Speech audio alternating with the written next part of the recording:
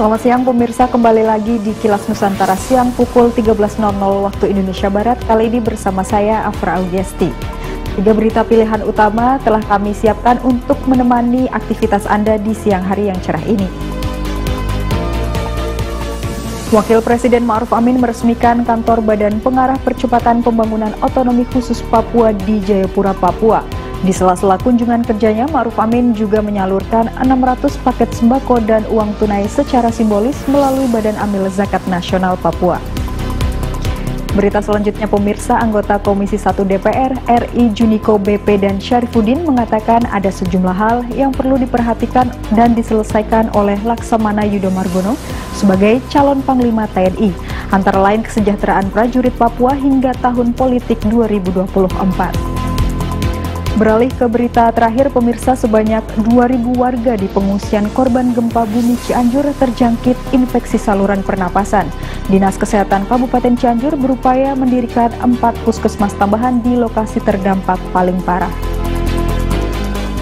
Dan pemirsa, berikut berita selengkapnya untuk Anda. Wakil Presiden Ma'ruf Amin meresmikan kantor Badan Pengarah Percepatan Pembangunan Otonomi Khusus Papua di Jayapura, Papua, Selasa 29 November. Di sela-sela kunjungan kerjanya, Wakil Presiden Ma'ruf Amin juga menyalurkan 600 paket sembako dan uang tunai secara simbolis melalui Badan Amil Zakat Nasional Basnas Papua dalam program Desember Berbagi untuk Orang Asli Papua atau OAP. Ketua Basnas Provinsi Papua Merza Edi Nazari mengatakan bantuan ini rutin diberikan bagi rumah ibadah di kota dan Kabupaten Jayapura dalam rangka menyambut Natal dan Tahun Baru 2023. Diharapkan bantuan paket sembako tersebut dapat meringankan beban masyarakat setempat khususnya bagi OAP. Secara simbolis akan diserahkan Pak Wapres. Bantuan Desember Berbagi untuk orang asli Papua ini adalah bantuan rutin yang diberikan oleh Basnas Provinsi Papua kepada OAP dalam rangka menyambut bulan Desember, karena mereka di bulan Desember itu memiliki banyak kebutuhan. Tahun ini kami menyerahkan kurang lebih sebanyak 600 paket bantuan yang disebar ke Kota Jayapura, kemudian Kabupaten Jayapura, Merauke, Timika, dan Biak. Merza menambahkan kehadiran Basnas sebagai lembaga pemerintah non-struktural atau LPNS bukan hanya untuk orang Islam saja, namun untuk semua kalangan masyarakat.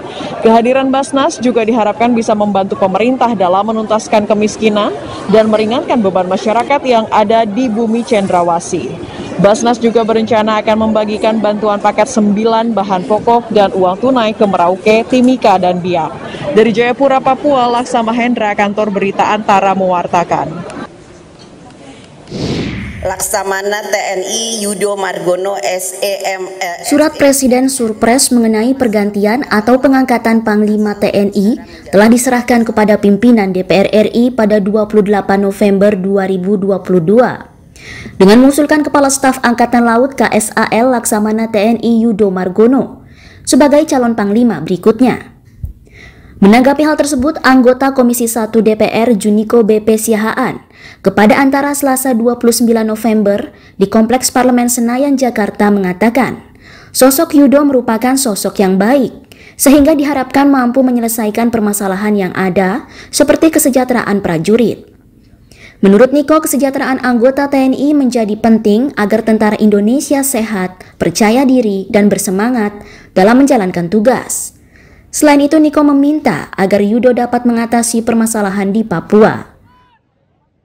Bagaimana sikapnya beliau menyelesaikan permasalahan-permasalahan Papua, bagaimana berdiskusi dengan anak-anak muda, berdiskusi dengan komunitas-komunitas supaya bisa menyelesaikan permasalahan Papua ini, atau paling tidak meninggalkan diskusi-diskusi baik, ya kan nggak mungkin dalam setahun dia akan selesaikan, tapi meninggalkan diskusi-diskusi yang baik kepada masyarakat Papua. Sementara itu, anggota Komisi 1 DPR Syarifuddin Hasan mengatakan ada 4 hal yang menjadi pekerjaan rumah bagi Yudo apabila menjadi Panglima TNI nantinya, yakni permasalahan Papua menjelang tahun politik 2024, konsolidasi TNI hingga Laut Cina Selatan. Nah, sebagai calon Panglima TNI yang berasal dari Angkatan Laut, saya pikir ini juga saatnya untuk membenahi agar posisi kita di Laut Cina Selatan itu betul-betul bisa dihargai oleh negara-negara lain. Silahkan lakukan strategi dan langkah-langkah yang strategis sesuai dengan kemampuan. Syarifuddin menambahkan dengan pengalaman sebagai KSAL, Yudo diharapkan mampu menjaga eksistensi Negara Kesatuan Republik Indonesia. Dari Jakarta, Rio Faisal, Ruben Sianturi, Kantor Berita Antara mewartakan.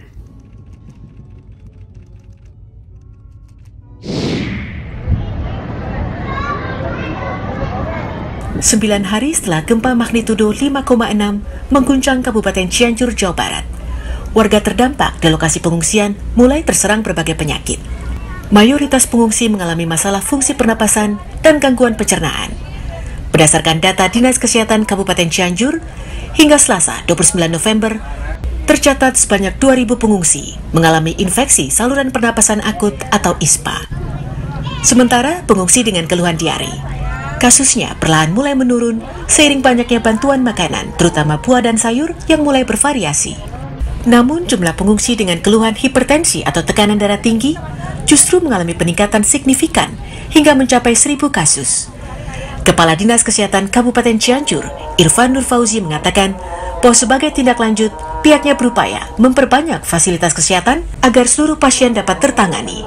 Saat ini pihaknya telah menambah 4 unit puskesmas lapangan untuk membantu 4 puskesmas yang masih beroperasi di kawasan paling parah terdampak gempa. Sampai kumulatif kemarin ini sudah 2000-an ya, lalu tapi diare itu masih di bawah, masih banyak di hipertensi sekitar 1000. Ya sekarang itu puskesmas utamanya di Cijedil, Cugenang, Nagrak, dan Warung Kondang tetap berjalan. Tapi nanti kita support di 4 titik lagi. Di Nagrak kita support 1 puskesmas lapangan lagi, di Cugenang kita support 2, dan di Warung Kondang 1. Nanti total puskesmas lapangan semuanya 4. Sementara itu, penanganan bagi pasien korban bencana gempa saat ini telah mendapat perawatan di 2 rumah sakit utama di Kabupaten Cianjur, yakni RSUD Cimacan dan RSUD Sayang. Sementara, 162 korban mendapat rujukan atau dirawat di rumah sakit di luar Cianjur.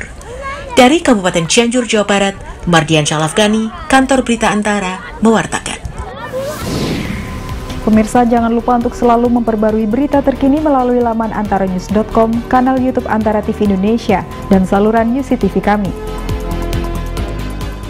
Tetap terhubung dengan kami karena saya akan kembali menjumpai Anda dalam program Kilas Nusantara Malam pukul 8 malam waktu Indonesia Barat.